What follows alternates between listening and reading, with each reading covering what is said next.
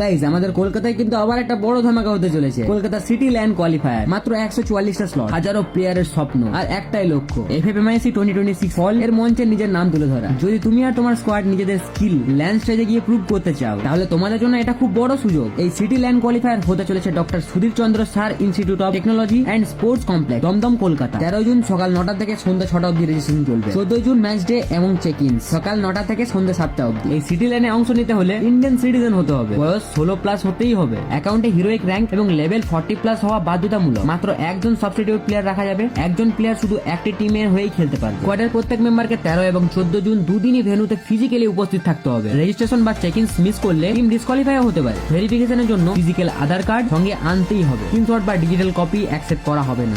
Registration সম্পূর্ণ free, কিন্তু মনে রাখো মাত্র 144টা স্লট অ্যাভেলেবেল। তাহলে বলো, তোমার স্কোয়াড কি কলকাতা সিটি কোয়ালিফায়ার জিতে এফএফএমআইসির বড় মঞ্চে পৌঁছানোর জন্য প্রস্তুত? কমেন্ট করে তোমার স্কোয়াডের নাম জানাও আর এই রিলটা তোমার টিমমেটদের সাথে শেয়ার করে দাও।